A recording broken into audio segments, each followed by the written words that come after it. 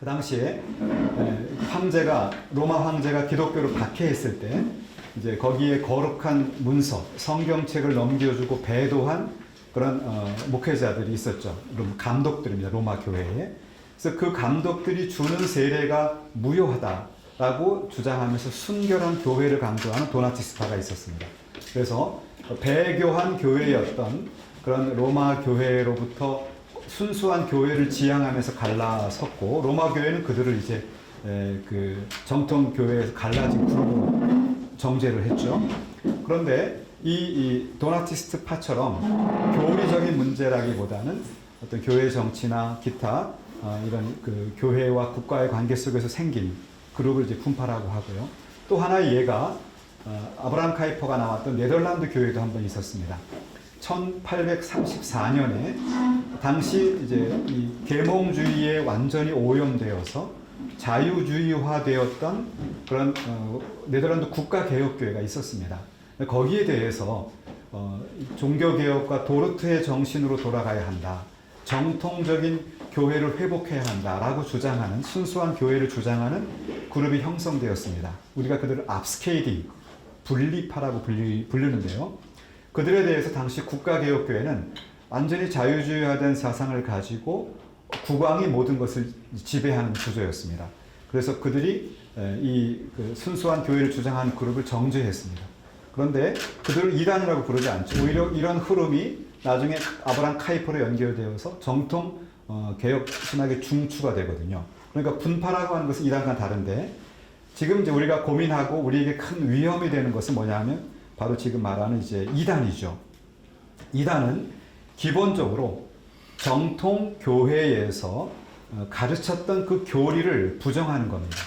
그리고 자기 자신의 교리를 만들어내면서 정통 교회를 도전하는 세력을 말합니다. 그래서 일반적으로 이제 한국 교회를 위협하는 이단을 이제 이렇게 분류를 해보면 보통 세 유형으로 분류를 합니다. 첫 번째 유형은 미국에서 한국에 수입된 이단들입니다. 뭐 대표적으로 여호와의 증인, 몰몬교, 안식교 등이 있죠.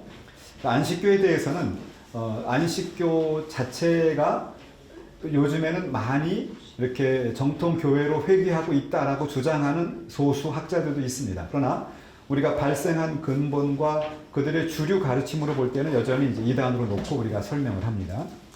두 번째는 한국의 자생적 이단이 있습니다. 뭐 잘 아시는 통일교, 전도관, 장막성전, 이것은 전형적으로 한국에서 만들어져서 요즘에 이제 글로벌 K 컬처 붐을 타고 오히려 전 세계에 무섭게 지금 확산되고 있는 그룹들입니다. 자, 그 다음에 이제 세 번째가 세컨 제너레이션 이단이 있는데요. 이 2세대 이단들은 그것이 미국에서 한국에 들어왔던, 한국에서 자생적으로 생겨났던 간에 어쨌든 다시 파생된 이단입니다. 그러니까 이들이 지금 사실 한국교회를 가장 도전하고 있는 그룹이라고 할 수 있습니다. 안식교에서 파생한 하나님의 교회, 그 다음에 장막 성전에서 나온 신천지, 통일교에서 나온 JMS 등이 있습니다. 제가 이제 세미나를 준비하면서 옛날 자료들을 찾아보니까 제가 2008년이었더라고요. 2008년에 바로 총회 이단대책위원회에서 이제 부탁을 해서 JMS를 비판하는 글을 제가 발표한 적이 있어요. 이 자리에서. 근데 이제 그 인터넷 들어가 보시면 JMS를 비판할 때 제 논문이 제일 많이 이렇게 활용되는 걸 볼 수가 있었습니다. 근데 이제 그때 같이 우리가 여러 가지, JMS 하나만 하는 것은 아니었고 여러 개 같이 얘기를 했었는데, 하여튼 우리 교단에서 방향을 잡는 것이 굉장히 중요하다는 것을 다시 느껴본 적이 있습니다. 그런데 재미있고도 특이한 사실이 하나 있는데요. 이들은 자신들이 벤치마킹했던 그러니까 오리지널 이단을 뭐라고 말하면 세례 요한이라고 말합니다. 그러니까 그들은 실패한 세례 요한이다. 그러면서 자신들이 메시아라는 것이죠. 그러니까 그들은 이제 이단을 오히려 비판하면서 자신의 정체성을 강조하는 그런 특징을 볼 수가 있습니다. 자, 그러면 이단이 어떻게 발생하게 되었을까 배경을 설명해 보도록 하겠습니다. 주로 이제 한국에서 활발하게 활동하는 이단은 거의 대부분이 미국에서 왔습니다. 유럽이나 혹은 다른 데서 온 이단도 소수 있을 수 있지만 거의 대부분 미국에서 왔는데, 그것은 한국의 현대 역사가 미국의 가장 큰 영향을 받았기 때문에 그렇습니다. 그리고 역사적으로 볼 때 이단은 건강하지 못한 교회와 사회에서 독버섯처럼 발생했던 것을 볼 수 있습니다. 그래서 첫 번째로 우리가 생각하는 것은 건강하지 못한 교회에서 교회 때문에 이단이 나타난다는 것이죠.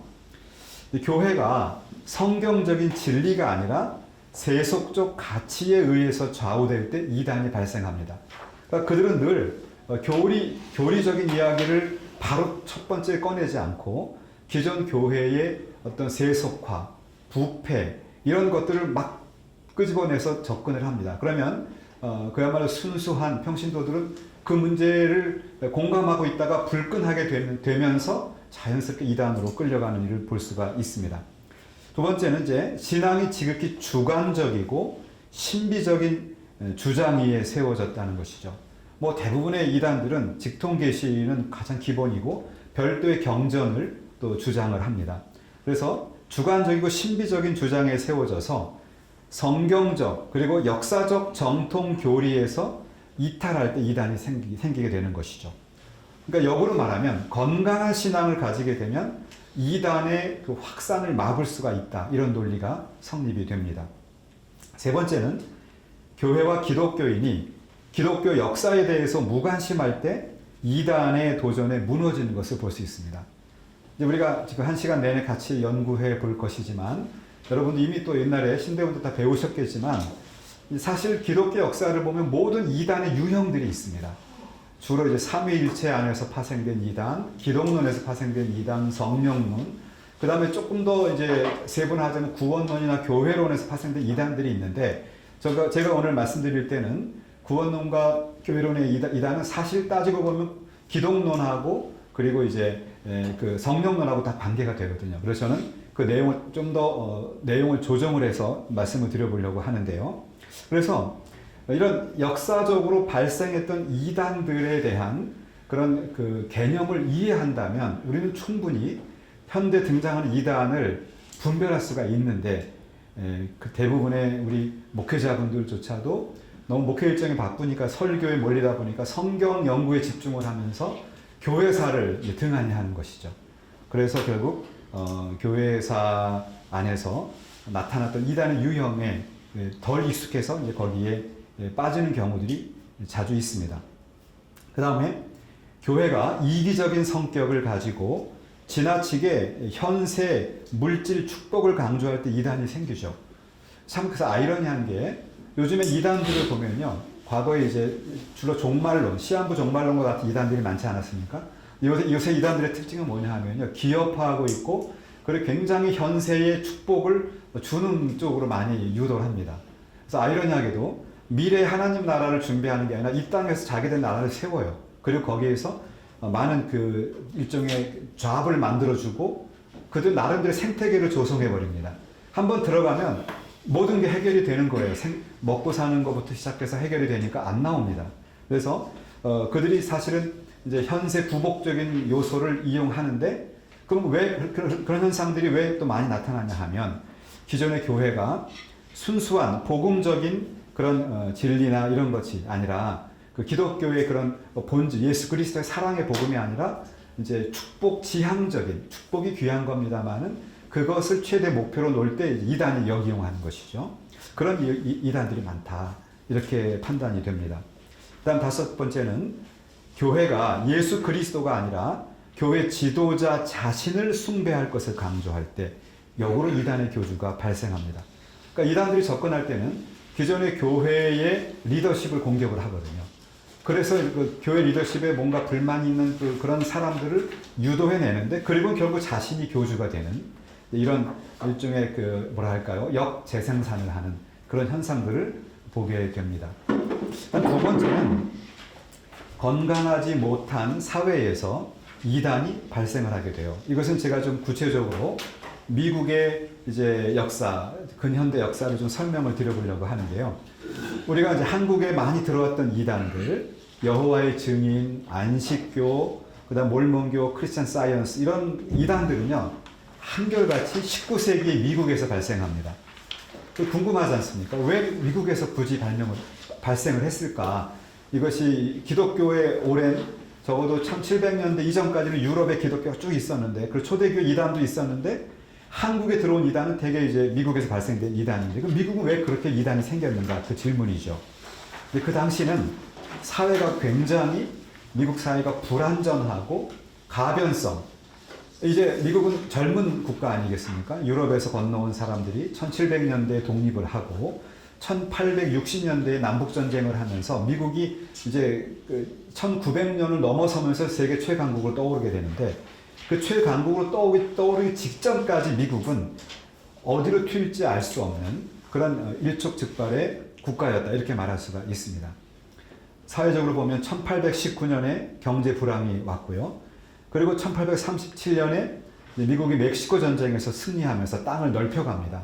그러니까 미국은 땅을, 루이지아나 같은 경우는 땅을 사죠. 또 병합을 하죠. 그러면서 나라를 만들어가는 그런 나라가 되는데, 그런데다가 이제 샌프란시스코에서 금강이 생기죠.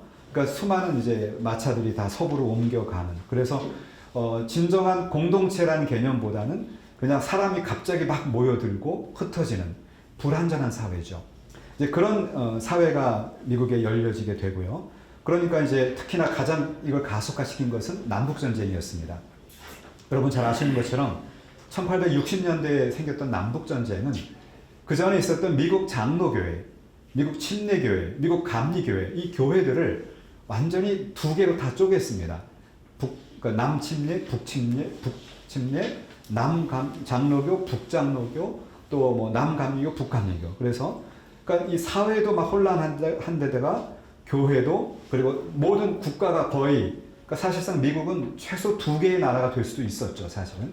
자, 이런 혼란 속에서 사람들이 이제 이런 미혹하게 하는 그 주장에 굉장히 마음을 두는 그런 현상이 발생이 되었고요. 종교적 혹은 신앙적으로 봐도 그렇습니다. 뭐 1800년, 이제 1700년대에 1차 각성운동이 있었고, 또 조나단 에드워즈의 각성운동이 있지 않았습니까? 그런데 1800년대 되면서도 계속 각성운동이 이제 열매를 맺어가는 시대인데요. 이제 그런데 그게 참 귀한 일이었지만 그 내부에는 또 분파가 심하게 일어납니다. 뭐 장로교 안에도 이제 그 대부흥 운동을 받아들일 것인가 말 것인가라는 논쟁이 있었던 것은 소위 그 이제 구파와 여기랑 다른 건데요. 그거는 뉴 사이드와 올드 사이드였고요. 1800년대는 이제 사이드란 말을 안 쓰고 스쿨이란 말을 쓰지 않습니까? 그래서 올드 스쿨과 뉴 스쿨로 나뉘어지면서 이 회중교회나 혹은 기타 다른 신학을 우리가 받아서라도 빨리 미국을 부흥시키자, 이렇게 주장하는 그룹들이 있었고, 아니다, 장로교 신학을 굳건히 지키면서 가야 된다, 이렇게 나뉘어지면서 이제 올드 사이드와 올드 스쿨과 뉴 스쿨이 분열이 됩니다. 그 다음에 감독교회는 감독교회대로 또 분열을 하고요. 루터교회도 루터교회대로 또 분열을 합니다. 또 심지어 우리 기독교는 아니지만 그 사이드에 있는 로마 카톨릭 같은 경우, 미국은 개신교회 국가 아니겠습니까? 그런데 미국에는 카톨릭이 1900년이 되면서는 20배나 증가합니다. 엄청나게 증가하죠. 근데 이 카톨릭 안에서도 이제 이 아일랜드 계통과 독일에서 건너간 카톨릭 간에 또 투쟁이 발생돼요. 그러니까 미국의 전반적인 종교적 지형을 보면 최소한 남북, 그리고 그 밖에 수많은 분파로 나누어져서 많은 미국의 초신자들이나 미국의 성도들이 뭔가 굉장히 마음 둘 곳이 없는, 낙심하고 실망하는 중에 그 중에 새로운 주장을 하면서 뭔가 새로운 그런 그 빛을 보여준다고 생각하는 그룹에 많은 미국인들이 이제 넘어가게 되는 현상이죠. 한국도 유사합니다.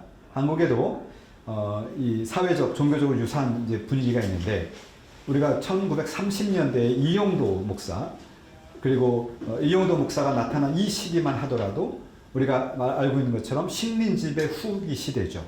그래서 더 이상 특히 30년대가 되면 신사참배가 강조되는 시대 아닙니까? 그러니까 이제 더 이상 기독교가 버텨낼 힘은 없고 식민지는 더 가혹한 지배를 하고, 이때 이제 이단이 이제 등장하기 시작합니다. 그리고 이제 해방은 되었지만 48년에 각각 정부가 세워지고 분단이 되고, 또 6.25 전쟁으로 인해서 이제 공산주의자에 의해서 기독교가 박해를 받는, 그리고 냉전이 되는 이런 시대에 굉장히 그 혼란스러운 베이비 부머 시대, 이런 시대에 통일교와 전도관이 이제 머리를 들고 침투하기 시작하죠. 그리고 이제 군사정부 시절에 경제적으로 급성장합니다. 그래서 가난을 극복하면서 우리가 경제적 강국으로 성장하는 토대가 놓여졌는데 또 그 반대편, 항상 양면성이 있죠. 그 반대편에서는 부의 불균형, 소위 말하는 양극화가 심화되죠. 이단들은 이것을 또 이용합니다. 그리고 특히나 2000년대로 접어들면서는 한국 사회는 아주 극단적인 양극화, 경제적으로나 정치적으로 양극화의 시대에 접어드는데요. 이때 이단들이 정치화하기 시작합니다. 그래서 보수적 정치 집단을 아주 극단적으로 후원하고 엄청난 자금과 인적 동원을 하는 거죠. 그러면서 세력을 키워가고 있습니다. 이것은 코로나 이후 시대에 더 강화되고 있습니다. 그러니까 이제 보수적인 교회들이 오히려 주도권을 상실한 느낌이 드는 거죠. 강력한 자금과 동원력을 가지고 정치화하고 있기 때문에 이제 그런 현상을 맞으면서 한국교회 이단은 더 힘을 키워왔다. 이렇게 볼 수 있고요. 자, 종교적으로도 그렇습니다. 한국교회가 성경적인 정통 교리를 귀하게 여기지 않고 신비적, 주관적 그런 그 체험적인 신앙을 더 중시할 때 이단이 발생하죠. 그러니까 이것은 우리가 좀 한국 교회를 우리가 좀 냉정하게 돌아볼 필요가 있는데요. 교회가 말씀의 본질과 교리, 교육 이런 것에 아주 집중해서 했다면 이단을 충분히 막을 수 있는 토양이 형성될 수 있었어요. 그런데 이제 미국에서 비냐드 운동이라든지 여러 성령 운동의 바람이 불면 한국에 바로 상륙합니다. 그럼 모든 목사님들이 가서 연수를 받고 오셔서 이제 막 넘어뜨리는 기도 훈련하시고 이러시더라고요. 저도 직접 그런 교회를 제가 옆에서 직접 소식을 들은 적도 있어요. 근데 이렇게 되다 보니까 이제 교리보다는 누가 더 영역이 세냐, 누가 더 체험이 더 심오하냐. 그렇게 따진다면 가장 심오한 체험은 이단을 따를 수 없죠. 그러니까 거기에 성도들 혹은 목회자들이 미혹게 되는 그런 악순환이 벌어지는 것을 우리가 볼 수 있습니다. 그리고 교회가 교회의 본질적 역할을 다하지 못하고 분쟁, 분열하고 계층화되고 영적으로나 물질적으로 타락했을 때 항상 이단은 그 틈새를 파고들면서 목회자와 성도들의 마음을 훔쳐가는 것이죠. 그래서 한마디로 교회의 세속화에 대해서 실망하고 있었던 성도들의 상황 속에서 이단은 더 힘을 얻었다. 여기서 저는 이제 거꾸로 해결책이 바로 나온다고 생각합니다. 그렇다면 교회가 성경적인 진리와 우리 정통 교리를 잘 숙지하고 가르치고 그것을 우리가 잘 보존하고 다음 세대에 물려주면 이단을 막아설 수 있는데 이제 그게 잘 안 돼 왔다는 것이죠. 자, 그 다음 세 번째는 교회사와 이단입니다. 이 부분이 저는 굉장히 역설적이라고 생각하는 그런 쪽인데요. 교회사를 살펴보면 아주 역설적으로 정통 교리가 세워지고 이단이 공격한 게 아닙니다.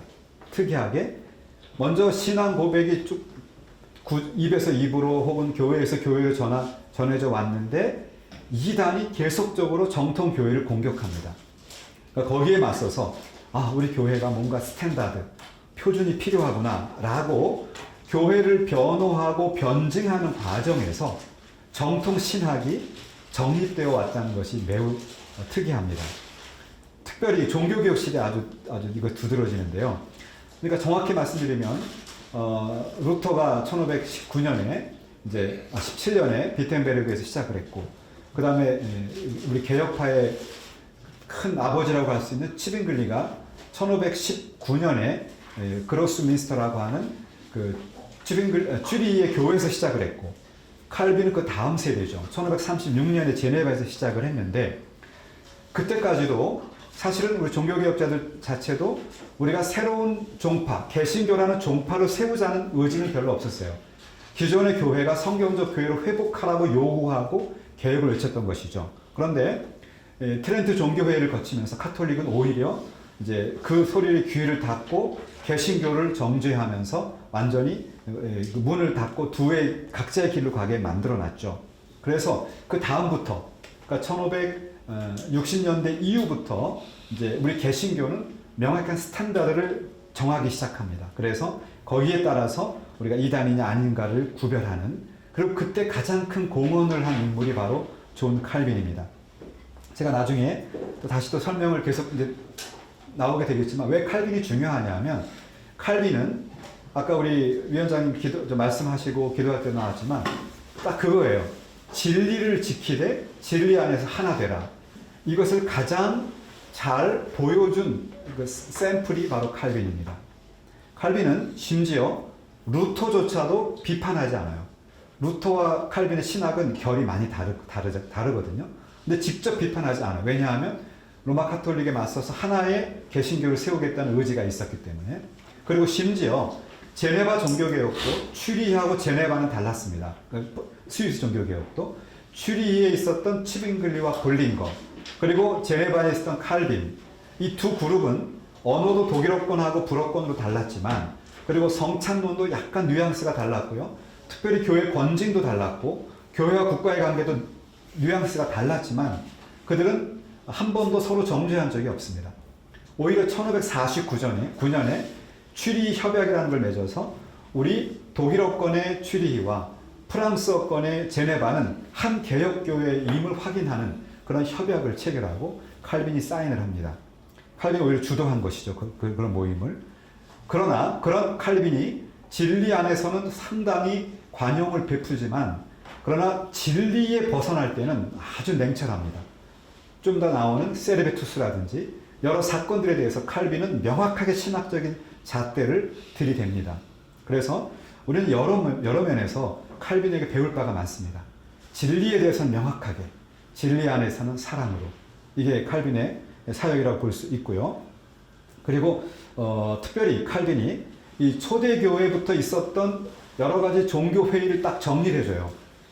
그건 이제 그 전에 주리에 있었던 불린교가 그렇게 했고, 그 뒤에 이어받아서 칼빈이 325년에 있었던 니케아 회의부터, 그 다음에 콘스탄티노플 회의, 에베소 공의회, 맨 마지막에 451년에 있었던 칼케톤 공의회, 이런 공의회들을 거치면서 지금 우리가 말하는 이단이냐 아니냐를 판단하는 가장 중요한 니케아 칼케톤 신앙 고백이 정립이 되는데, 칼빈은 그것을 딱 그대로 공인해 줍니다. 그리고 뭐라고 말하냐면 그 4차 공의회 이후에 발생되는 카톨릭이 제정했던 모든 공의회는 인정할 수 없다. 왜냐? 성경에서 벗어났기 때문에. 그러니까 가장 중요한 스탠다드는 성경이고, 그 다음이 초대교회에 세워졌던 그 여러 공의회들, 특히 1차부터 4차, 니케아부터 칼케톤까지 세워졌던 공의회의 고백입니다.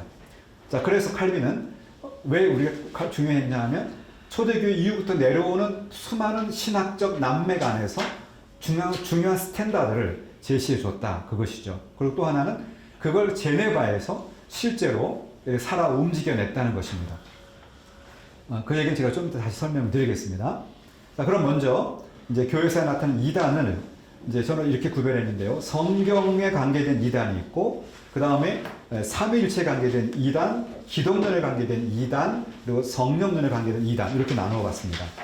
뭐 성경에 대한 이단은 가장 강력한 초창기의 그룹이 영지주의죠. 이 그노시스라고 하는 지식이란 말이죠. 그러니까 그들은 뭐라고 말하냐면 성경에 근거한 신앙 고백을 저급하게 봅니다.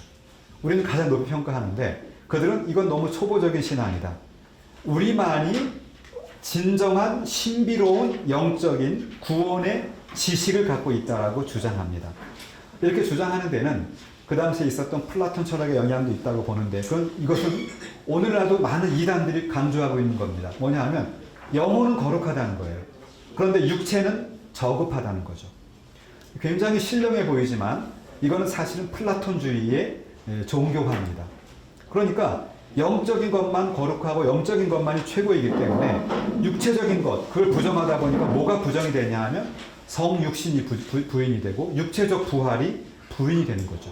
또 그리스도의 지상사역에서 인성이 부인이 됩니다. 그래서 이 영지주의는 초대교회 성경의 진리에 도전하는 가장 막강한 강력한 그런 그룹이었고, 여기에 대해서 아까 말씀드렸던 것처럼 이단들의 이런 도전에 대해서 안 되겠다, 우리가 명확한 표준이 필요하구나 라고 해서 제정된 것이 유명한 사도신경이죠. 그래서 원래 사도신경은 그러니까 올드 로만 크리드인데요, 옛 로마 신경이라고 하는데 이것을 우리가 사도신경으로 이렇게 역사적으로 받아들여주고, 칼빈도 사실 칼빈의 기독교 강요도요, 사도신경 그리고 주기도문 그리고 십계명의 해설서입니다. 그것이 기독교 강요고 이것이 우리가 믿는 개혁신학의 가장 중요한 신학적 뼈대가 되거든요. 그만큼 이게 중요하다는 거죠, 스탠다드가. 두 번째, 이제 초대교회에 있었던 마르시온주의가 있습니다. 마르시온은 구약의 하나님은 너무 무서운 하나님이다. 배격하고 사랑의 하나님을 말하면서 이제 성경, 신약만을 강조하고 특별히 누가복음과 바울 서신 10권만을 정경으로 보죠. 자, 이렇게 마르시온이 정경에 대한 도전을 해와요. 그러니까 여기에 대해서 이제 초대교회는 그럼 우리가 진짜 정경, 우리가 성경으로 캐논으로 받아들일 수 있는 것이 무엇이냐라고 66권을 정하게 되는 것입니다. 그러니까 이것 역시 이단의 도전에 의해서 정통 신학이 더 강화되는 그런 특징을 볼 수가 있습니다. 이것은 제가 결론을 미리 말씀드리자면, 그래서 오늘날 수많은 이단의 도전은 저는 위기만으로 보는 것보다는 오히려 정통 교리를 더 확고하게 할 수 있는 도전이다. 기회라는 거죠. 그 전까지는 교리가 뭐가 중요해, 삶이 중요하지 이렇게 말해왔거든요. 그런데 이단들이 도전해 올 때 이제 교리가 중요하구나라는 것을 다시 환기하는 것이죠.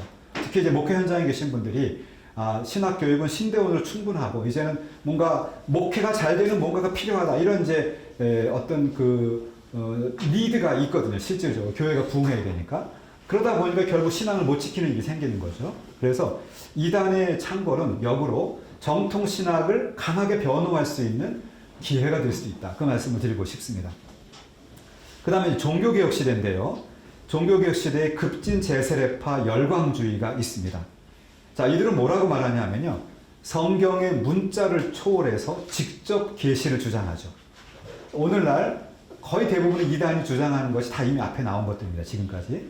그러면서 그들은 하나님이 나에게 말씀하셨다라고 하면서 스스로의 이야기를 정경화하는 것입니다. 칼빈은 그들을 뭐라고 말하냐면 몽상에 사로잡힌 자다.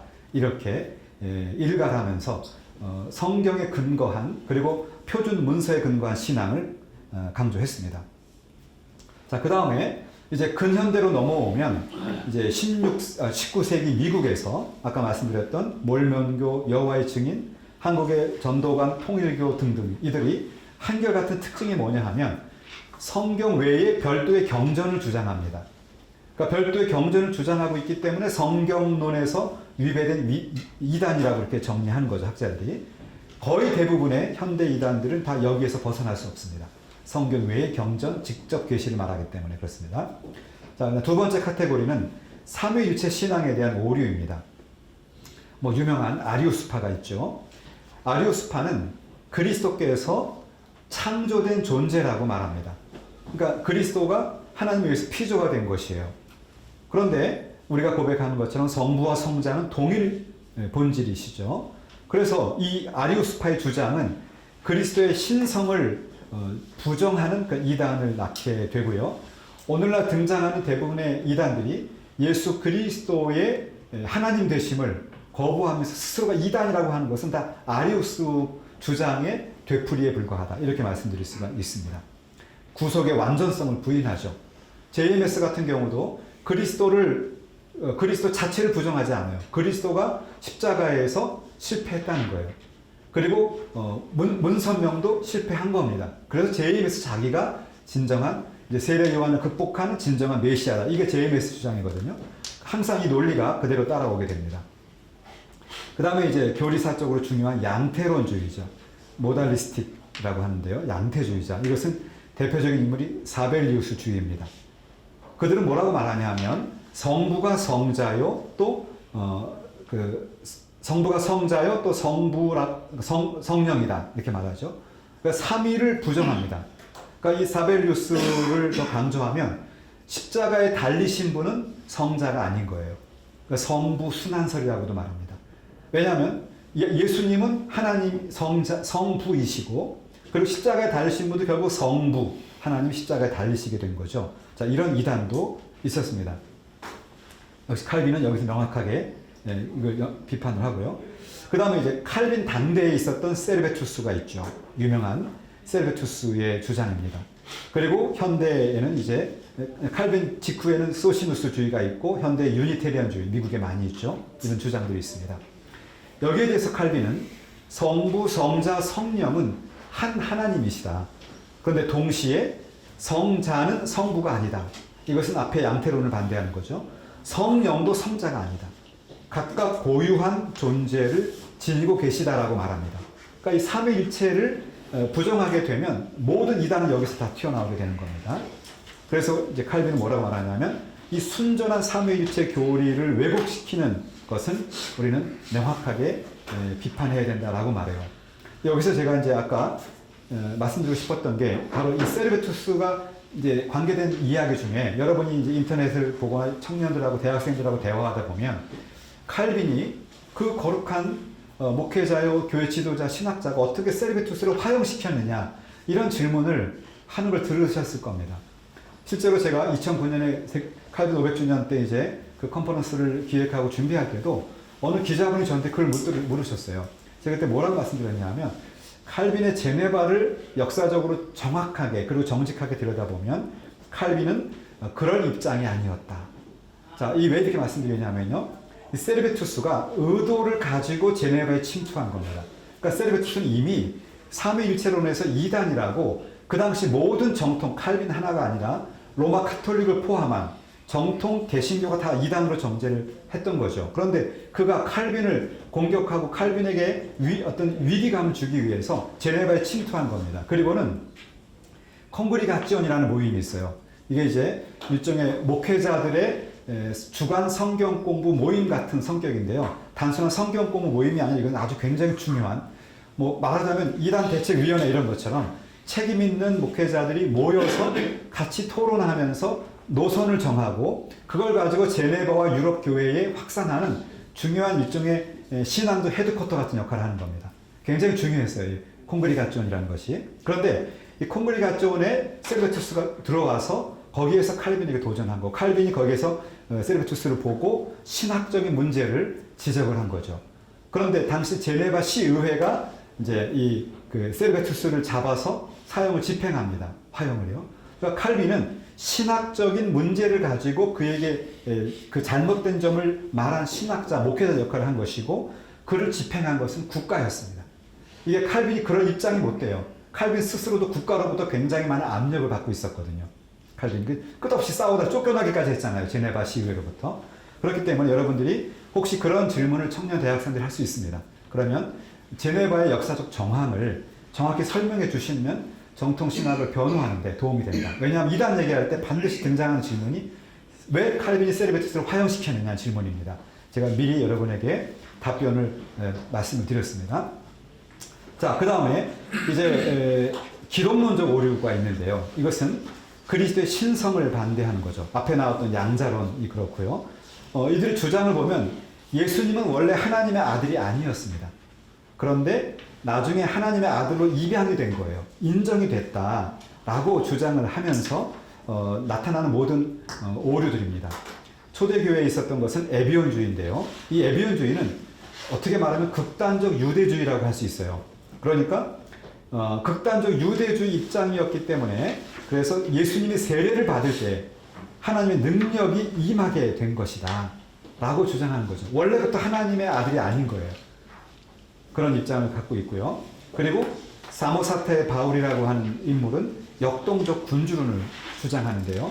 이것은 뭐냐 하면 한마디로 말하면 예수님이 요단강에서 세례를 받을 때 그때 로고스가 임해서 사역을 했다. 그때 하나님의 아들 역할을 한 겁니다. 그 일종의 미니스트리를 한 거죠. 그리고 십자가에 돌아가실 때 로고스가 떠나가요.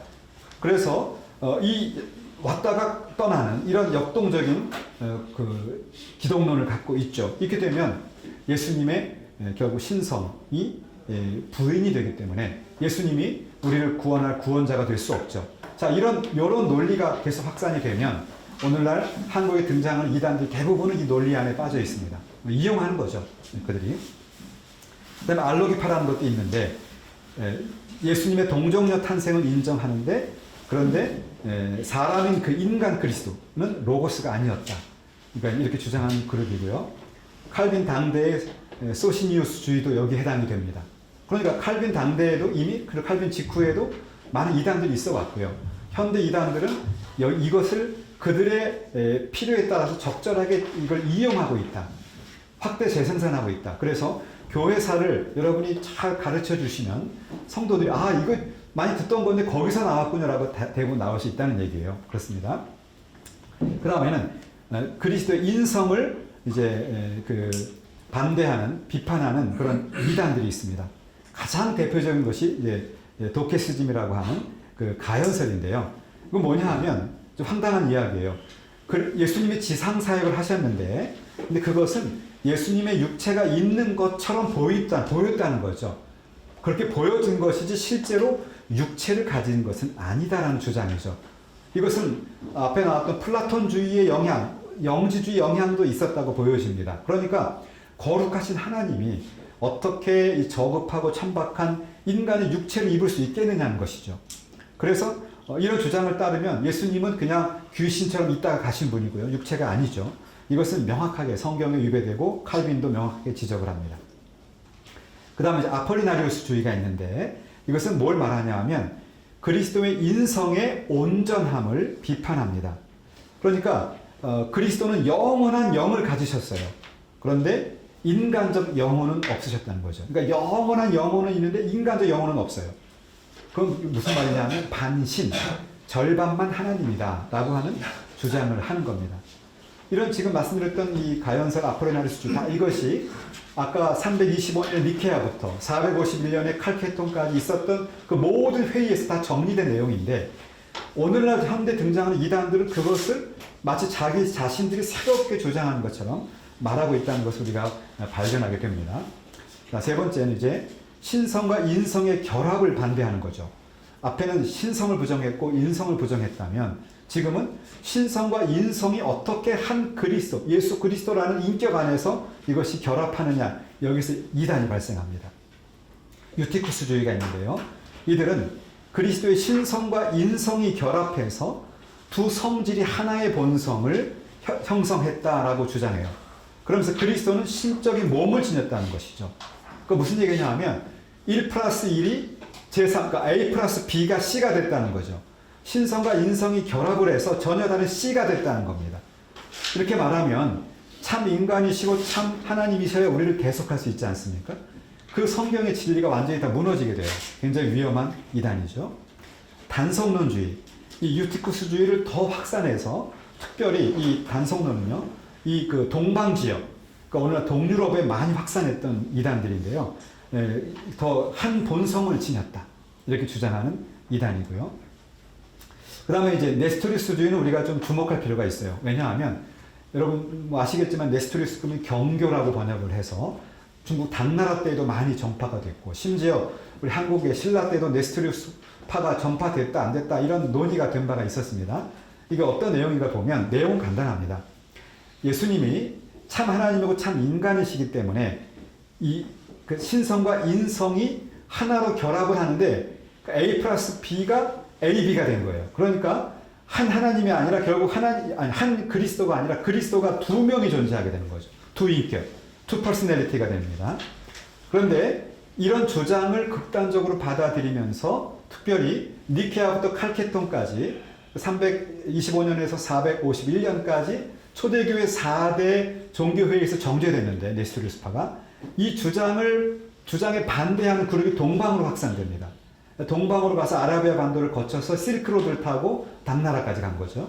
자, 이렇게 되는데 이제 최근에 여기에도 이승구 교수님이 이제 뭐라고 말하냐면 그런데 최근에 이런 그 네스토리우스 자신이 주장한 것과 네스토리우스의 주장을 이어받아서 더 심화 강조했던 네스토리우스 파와는 좀 강조가 다르고 주장이 다르다라는 주장이 있다는 거예요. 그런데 여기서는 아직 검증되지 않았습니다. 그러니까 현재까지는, 적어도 현재까지는 네스토리우스와 네스토리우스파는 우리가 분명히 그리스도의 신성과 인성의 유격적 결합을 인정하지 않고 이것을 두 배로 인정하는, 두 인격을 주장하는 이단이다. 이렇게 보시면 되겠습니다. 그리고 칼빈은 네스토리우스주의에 대해서 칼케톤 신앙에 의해서 그들이 명확하게 이단이라고 밝히게 되죠. 그러니까 그리스도를 두 인격으로 만들어버리는 오류, 두 신성과 인성의 결합에 대한 문제고요. 앞에도 언급했던 세르베투스가 또 등장합니다. 이 세르베투스는 유티케스와 유사하게도 그리스도의 신성이 그리스도의 인성을 삼켰다라고 주장을 하는 것이죠. 그러니까 이제 그리스도가 신성과 인성을 가지고 계신데 신성이 너무 센 거 아닙니까? 너무 강력하니까 인성을 삼켜버려요. 그럼 결국 그리스도 안에는 이제 신성밖에 없게 되는 것이죠. 자, 이것을 이제 차용하는 겁니다. 그래서 칼빈은 그리스도를 하나님도 아니고 인간도 아닌 중간적 존재라고 주장하는 것은 신성, 인성을 삼켜버렸기 때문에 전혀 다른 어떤 존재가 된 것인데, 이것은 초대교회 유티케스와 종교개혁 시대 세르베투스의 주장이라고 반박을 합니다. 그러니까 칼빈의 역할은 세르베투스의 주장이 정통 교회의 신앙에서 도저히 수용될 수 없는 이단이다라고 정리한 것이죠. 거기까지가 칼빈의 역할이에요, 신학자로서. 이것을 가지고 칼빈을 굉장히 괴롭히고 싶었던 제네바 시의회가 이것을 화형을 집행함으로 인해서 칼빈을 굉장히 난처하게도 했고 또 자신의 영향력으로 세웠던 거죠. 내 말 안 들으면 다 이렇게 된 거죠. 자, 그 다음에 현대에는요, 이제 극단적 케노시스주의자가 있습니다. 이것은 19세기 독일에서 나왔던 주장들인데요. 사실 케노시스, 여러분 아시는 빌립보서에 나오는 자기 비움, 얼마나 귀한 진리입니까? 이 케노시스, 자기 자신을 비운다는 것은 너무 귀한 일이고 우리가 늘 아무리 강조해도 지나치지 않는 진리인데요. 이 케노시스의 극단적 주의자들은 뭐냐 하면 예수님이 자기를 낮추어서 종과 같이 됨으로 인해서 신성을 비우셨다는 거예요. 그러니까 예수님이 신성을 버리셨다. 그럼 예수님은 그 당시에 인성만 남게 되죠. 그러니까 예수님이 자기를 낮추셨지만 자기를 낮추신 예수님은 여전히 신성을 가지고 계신 건데 그게 아니라고 주장을 해요.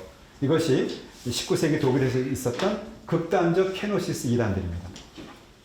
그 다음에 대표적인 것은 이제 소위 말하는 올드 리버럴리즘, 구자유주의라는 것이 있는데요. 이것은 우리가 잘 알만한 내용입니다. 그러니까 성경에 나타나는 예수님은 참 하나님으로서 우리를 구원할 뿐이 아니라 소위 말하는 도덕적 모델이라는 거죠. 훌륭한 성인이고 매우 훌륭한 분이신 건 맞는데 그가 참 하나님으로 우리를 구원할 분은 못 된다라고 하는 성경의 기록과 예수 그리스도의 어떤 그 구원 사역을 부정하는 구자유주의자들이 여기 해당된다고 볼 수가 있습니다. 자, 그 다음에는 이제 성령론적 오류가 있는데요. 이제 초대교회에 있었던 노바티아누스주의라는 것이 있습니다. 이 노바티아누스주의도 칼빈이 기독교 강요에서 또 언급을 하고 있어요. 그러니까 지금 보셨던 것처럼 칼빈은 그 당대의 이단뿐만 아니라 초대교회부터 있어왔던 이단들을 일종의 좌표를 찍어준 겁니다. 그래서 우리에게 매우 큰 도움이 되는 거예요. 우리가 처음 그런 이단들을 접하거나 우리가 초대교회를 직접 해석할 필요 없이 칼빈이라고 하는 아주 훌륭한 선생님을 통해서 우리가 가르침을 얻을 수가 있는 거죠. 이 주장은 뭐냐 하면 도덕적 삶을 극단적으로 강조하는 겁니다. 그러니까 도덕적으로 거룩하게 되는 것, 그리고 성화를 완전하게 이루는 것, 이것을 너무 극단적으로 강조함으로 인해서 이제 이단에 빠지게 되는 그룹이고요. 또 하나는 몬타누스파입니다. 이 몬타누스파는 특별히 여러분이 아시는 터툴리안의 후대에 많이 빠졌죠. 터툴리안은 라틴 신학의 아버지 아닙니까? 그 전까지는 동방의 신학의 중심지였어요. 왜냐하면 서방은 로마 외에는 그 5개의 총대주교가 없었거든요.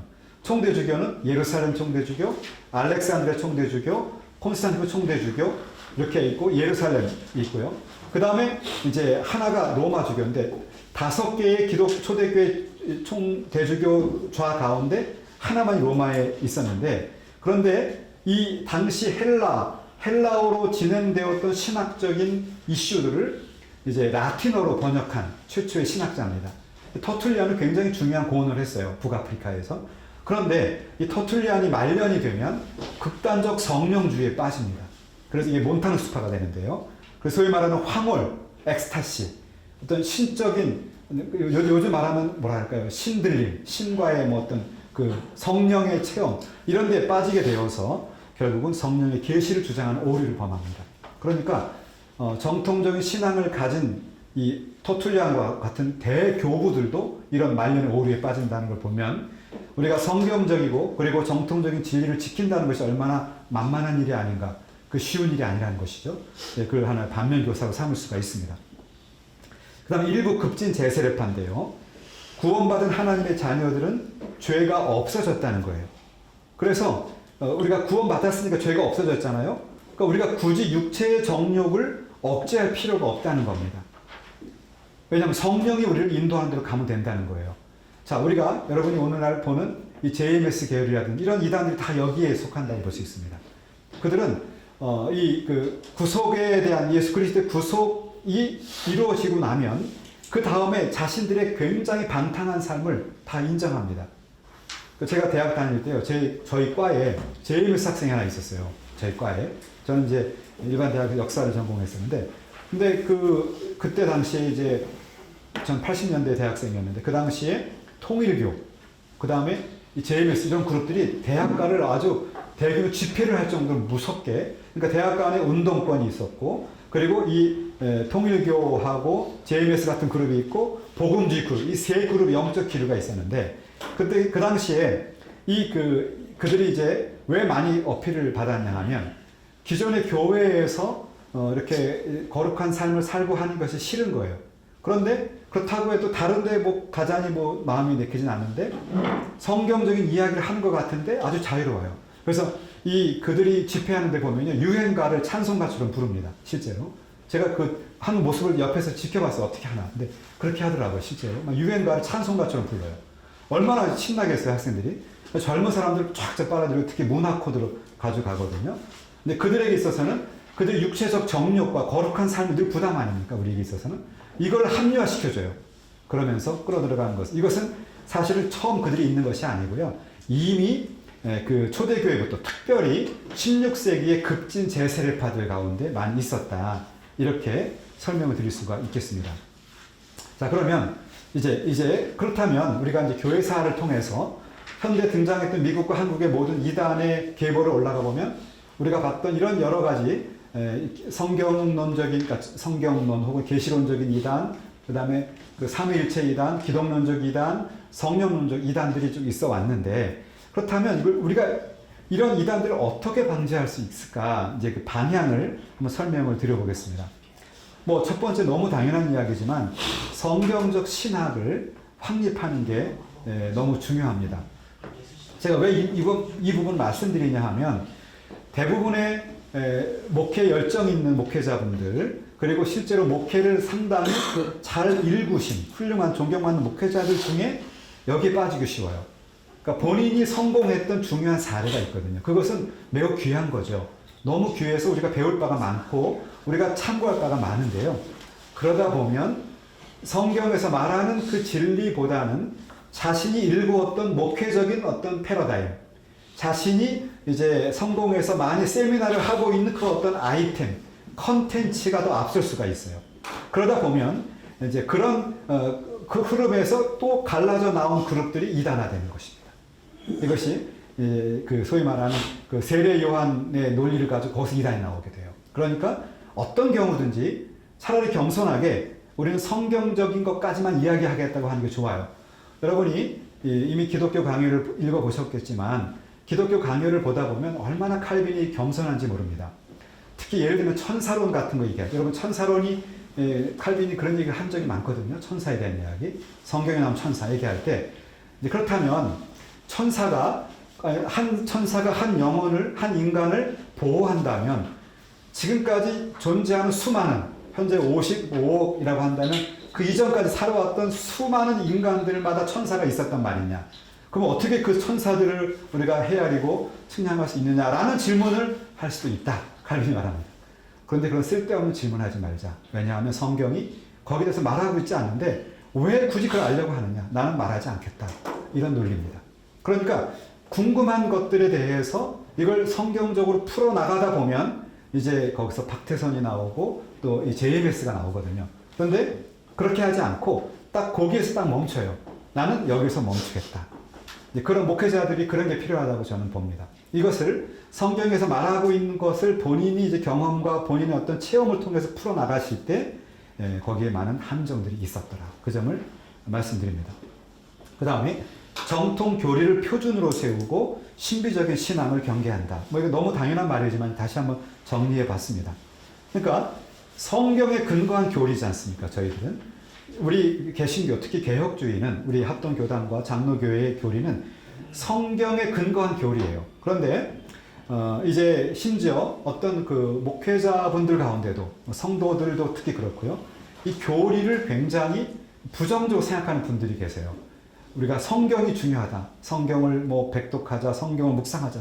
교리를 우리가 왜 웨스트민스터 신앙고백서 배워야 되고, 또 우리가 왜 하이델베르크 신앙고백서 배워야 되느냐라고 하는 주장을 할 수가 있어요. 그런데 제 생각에는 우리가 그런 교리를 표준화하는 작업이 늘 있어 왔던 거죠. 우리가 초대교회에 있었던 영지주의라든지, 그 다음에 가현설, 이런 주장들에 대해서, 그리고 아리우스파라든지 네스토리우스파의 주장에 대해서 이 니케아부터 칼케돈까지 교리를 세웠거든요. 이 스탠다드가 우리가 말하는 사도신경의 토대가 됩니다. 그래서 이런 스탠다드가 있어야 교리가 지켜지는데, 그것보다는 굉장히 신비적인 그런 신앙, 그리고 주관적인 신앙을 강조할 때 이단이 발생되는 것을 볼 수가 있습니다. 자, 그 다음에 영혼과 육체, 교회와 국가 모두를 하나님의 통치 안에서 바라봐야 된다. 제가 예를 하나 드릴 수가 있는데요. 여기 아주 우리가 참고할 만한 중요한 예가 하나 있습니다. 뭐냐 하면 1560년에 당시에 1560년 칼빈이 제네바에 있을 때입니다. 그 당시에 이제 네덜란드 지역에서 어떤 주장들이 있었냐 하면, 그 당시는 우리 그 종교개혁 신앙을 가진 성도들이 무지무지하게 박해를 받았거든요. 미사에 참석하지 않고, 혹은 카톨릭 사제였다가 회심한 분들은 미사에 들어가지 않고 미사를 집례하지 않겠다고 말하게 되면, 시간 다 돼갑니까? 요거 하나 할거 마치겠습니다. 그러면 그들은 화형을 당했어요. 여러분, 종교개혁 1560년대 당시에 유럽에서, 프랑스와 네덜란드에서 화형당한 사람이 수만 명에 달합니다. 그런데요, 그렇게 주장을 하니까 어떤 주장이 나오기 시작했냐면 이렇게 주장을 해요. 우리의 영혼이 중요하지 육체가 뭐 중요하느냐. 우리 몸은 미사에 들어가고, 우리 몸은 카톨릭의 그 시스템에 몸을 담더라도 우리 영혼만, 순결한 영혼을 지키자. 이 영육을 구별한 거죠. 그렇게 하면 우리가 박해를 피할 수 있다. 박해를 굳이 미련하게 받을 필요가 없다. 이렇게 주장을 했어요. 그러니까 화랑 개혁주의자들이 거기에 대해서 굉장히 혼란스러워요. 그럼 정말 박해 안 받아도 되나? 우리가 신앙을 지키는 게 맞는 건가? 그래가지고 그걸 칼빈에게 편지를 보냅니다. 여기에 대해서 답변을 해 주십시오. 칼빈이 거기에 대해서 1562년에 회답을 보냅니다. 그때 뭐라고 말하냐면, 우리 영혼과 육체가 모두가 다 거룩한 존재이다. 우리 영혼만 거룩한 것이 아니라 육체도. 그래서 우리가 주일날 예배를 드리는 것과 일상의 삶이 모두가 거룩한 산 제사로 드려져야 한다. 이렇게 말하면서, 그러므로 우리가 고난과 어려움이 와도 우리는 우리의 삶을 통해서 우리 신앙을 분명하게 증거해야 된다. 라고 가르칩니다. 그 가르침을 받고 네덜란드 개혁교회가 흔들리지 않고, 지금 아까 말했던 그 주장이 누구냐면 코른헤르트라는 사람이었거든요. 이 코른헤르트라는 사람의 영향을 받은 사람이 아르미니우스입니다. 그래서 아르미니우스가 코른헤르트의 주장을 이제 연구하다가 코른헤르트 신앙을 받아들여요. 그래서 아르미니우스 주의가 이제 확산이 되어 갑니다. 자, 결론부터 말씀드리자면, 그래서 우리는 영혼과 육체 모두가 우리의 삶의 총체적인 부분을 하나님의 통치에서 바라봐야 되겠고요. 하나만 더 말씀드리자면, 가정이 중요하다는 얘기를 드리고 싶은데, 대개 이단에 빠지는 많은 경우들이 가정이 불안정한 경우가 많습니다. 부모 자식 간에, 그리고 부부 간에, 형제 간에. 그래서 건강한, 주 안에서 거룩한, 그리고 주 안에서 행복한 가정을 일구어 나갈 때 이단의 도전으로부터 지킬 수 있는 것이 많다. 이렇게 말씀드릴 수가 있습니다. 시간이 많이 길지 못해서요. 제가 다 설명을 못 드렸지만, 중요한 것은 여러분 발제문을 참조하시면서 교회사를 보면 이단이 보인답니다. 그래서 이단의 도전을 한번 교회사를 여러분이 가르쳐 주시면서 성도들에게 잘 해나가신다면 우리가 든든한 건강한 교회를 세울 수 있을 것으로 기대해 봅니다. 이상 마치겠습니다.